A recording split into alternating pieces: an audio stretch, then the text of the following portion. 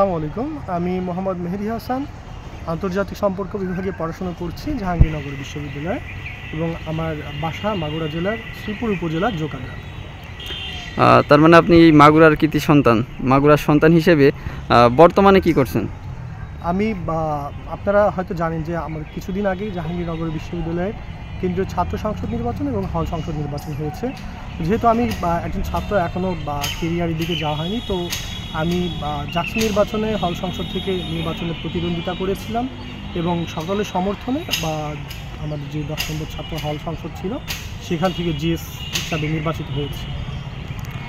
আপনি কি এর আগে কোনো রাজনৈতিক দলের সাথে সংযুক্ত ছিলেন কিনা? না, আমি পূর্বে কোনো রাজনৈতিক দলের সাথে সক্রিয়ভাবে যুক্ত ছিলাম না, বর্তমানে নেই। জাহাঙ্গীরনগর বিশ্ববিদ্যালয়ের পথ চলাটা আপনার কত সাল থেকে শুরু?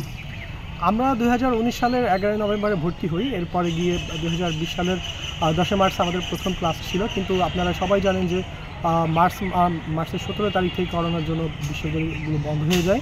তারপরে প্রায় 1.5 বছর আমরা বাসায় স্টে করার পরে আবার 21 সালের শেষের দিক থেকে আবার আমাদের বিশ্ববিদ্যালয়ের পথ চলাটা আবার নতুন করে শুরু হয় এবং এই 2025 সালে এসে এখন এই অবস্থায় আমি আমার মাস্টার্স চলছে আন্তর্জাতিক সম্পর্ক বিভাগে। আমি মাস্টার্সে অধ্যয়নরত আছি।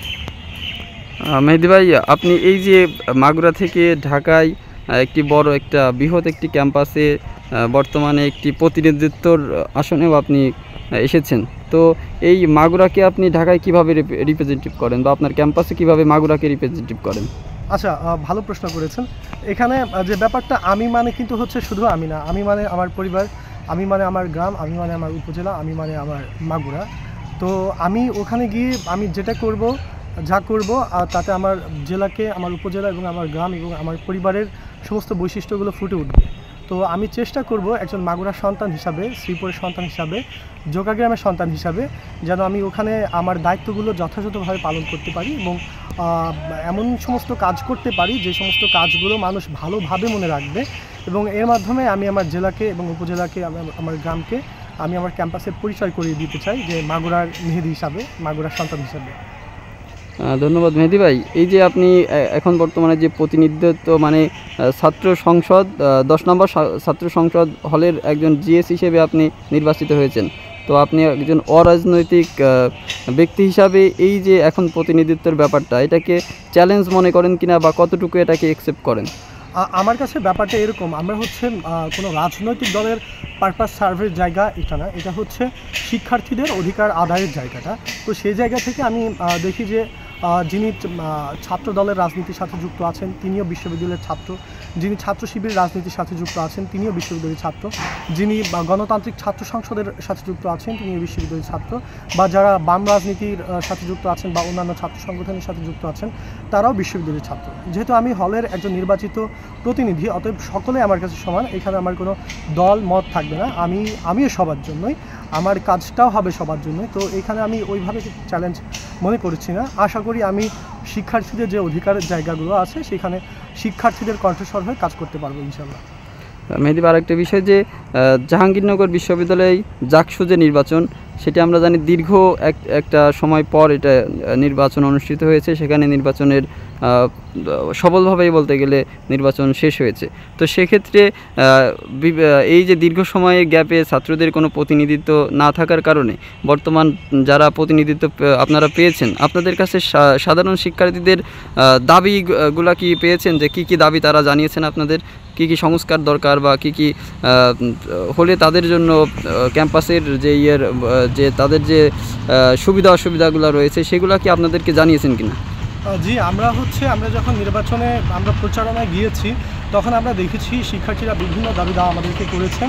আর তা বাদেও আমরা যেহেতু বিগত 4-5 বছর ক্যাম্পাসে অবস্থান করেছিলাম, তো সেই জায়গা থেকেও আমরা জানি যে আমাদের কোথায় কোন প্রবলেমগুলো আছে বা শিক্ষার্থীদের অধিকার নিয়ে কাজ করার কোন জায়গাগুলো রয়ে গেছে। তো আমরা আমাদের ইশতেহারে সেই ব্যাপারগুলো তুলে ধরেছিলাম।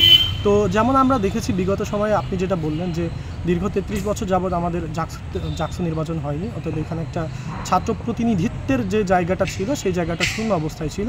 তো এই মাঝের সময়টা আমরা দেখেছি বিভিন্ন রাজনৈতিক সংগঠনগুলোর ছাত্র সংগঠনগুলো তারা ক্যাম্পাসে নিজেদের রাজনৈতিক এজেন্ডা বাস্তবায়নের জন্য তারা শিক্ষার্থীদেরকে বিভিন্নভাবে কাজে লাগিয়েছে। তো এখানে যে শিক্ষার্থীদের যে চাওয়া বা দাবি দাবার জায়গা ছিল ওগুলো উচ্চ থেকে গিয়েছে। তো এই জায়গা থেকে আমি যেটা করব যে তাদের দ্বারা যেগুলো তারা বিভিন্ন প্রকার, যেমন আমরা দেখেছি গেস্ট রুম, গণরুম বা হচ্ছে জোরপূর্বক মিটিং মিছিল প্রোগ্রামে নিয়ে যাওয়া, তো এই জায়গাগুলো আমাদের থেকে ইনশাআল্লাহ আশা করি শিক্ষার্থীরা পাবেন না, বা আমার যে ছাত্র ভাইয়েরা আছেন সেগুলো পাবেন না। বরং তাদের যে দাবির জায়গাগুলো আছে আমরা সেই দাবিগুলো নিয়ে সবসময় কাজ করব, এবং সেই দাবিগুলো নিয়ে আমরা যে বিশ্ববিদ্যালয়ের প্রশাসন আছে, হল প্রশাসন আছে, আমরা সর্বদাই তাদের দাবিগুলোকে নিয়ে দর কষাকষি করব, এবং আশা করি শিক্ষার্থীদের দাবি আদায় করে নিয়ে আমরা আসতে পারবো ইনশাআল্লাহ। আমরা কি একটু জানতে পারি যে শিক্ষার্থীদের মেজরিটি যে দাবিগুলো আছে, কয়েকটি দাবি কি শুনতে পারি কি আপনাদের কাছে এরকম কোনো দাবি, মানে যেটা একদম সুস্পষ্টভাবে সেটা করা প্রয়োজন, সংস্কার প্রয়োজন, বা এরকম কোনো দাবি আপনারা পেয়েছেন কিনা, বা সেই দাবি সংস্কার করার জন্য কি পরিকল্পনা আপনারা নিয়েছেন?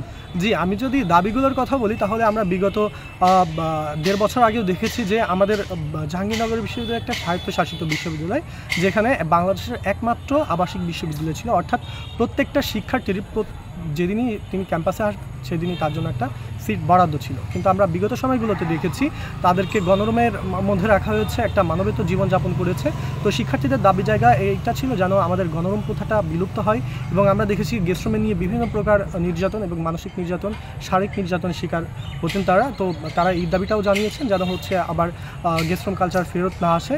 আবার এবারে আমরা জানি যে বিশ্ববিদ্যালয়ে হচ্ছে আমাদের সবারই খাওয়ার একটা বড় প্রবলেম থাকে, অর্থাৎ ডাইনিং এবং ক্যান্টিনে খাবারের সমস্যা এটা, এবং বিশ্ববিদ্যালয়ের সামগ্রিক যে পড়াশোনার ব্যবস্থাটা রাখা, সবার জন্য সবার হচ্ছে রুমে প্রয়োজনীয় আসবাবপত্রের ব্যবস্থা রাখা, বা এ বাদেও যদি আমরা কোকারিকুলার অ্যাক্টিভিটিসের কথা বলি তাহলে পড়াশোনার পরিবেশের পাশাপাশি পড়াশোনার ক্ষেত্রে একটা বড় এবং সমৃদ্ধ লাইব্রেরি হতে পারে, এবং হচ্ছে পড়াশোনার পাশাপাশি যদি আমরা আসি কোকারিকুলার অ্যাক্টিভিটিস, স্পোর্টস হতে পারে, বা হচ্ছে ডিবেট হতে পারে, বা হচ্ছে কালচারাল কোনো ফাংশন থাকতে পারে, যে জায়গাগুলোতে যে যার প্রতিভাগুলো বিকশিত করার সুযোগ পাবে। তো আমরা ওইরকম প্ল্যাটফর্মগুলো করার চিন্তা আছে, এবং তাদের দাবিও ছিল। তো আমরা তাদের দাবিগুলোকে সবগুলোকে আমরা আমলে নিয়ে তাদের দাবিগুলোকে বাস্তবায়নের জন্য আমরা ইনশাআল্লাহ কাজ করব। এই যে নেতৃত্ব যে পদ সেটি পেয়েছেন, নেতৃত্বটা কেমন উপভোগ করছেন? আসলে আমি এটাকে নেতৃত্ব বলতে চাই না, আসলে এটা হচ্ছে দায়িত্ব বলা যায়। অর্থাৎ শিক্ষার্থীদের প্রতিনিধি হিসাবে শিক্ষার্থীরা যা চান, শিক্ষার্থীদের যে কণ্ঠস্বর, আমরা শুধু সেই কণ্ঠস্বর হয়ে কাজ করতে চাই। এখানে অনেক দায়বদ্ধতার জায়গা রয়েছে, এখানে অনেক কাজ করার জায়গা রয়েছে। তো আমরা হচ্ছে উপভোগ থেকে বরং হচ্ছে আমরা কাজ করতে আগ্রহী। এখন আমার শিক্ষার্থী যে সমস্ত ভাইয়েরা আছেন তাদের সহযোগিতা আমাদের প্রয়োজন, তাদের সহযোগিতার সাথে নিয়ে এবং হচ্ছে হল প্রশাসনের সাথে আমরা সম্মিলিতভাবে তাদের দাবি দাওয়াগুলো ইনশাআল্লাহ আমরা আদায় করব, আমাদের দায়িত্বের জায়গা থেকে, কোনো নেতৃত্বের জায়গা থেকে না।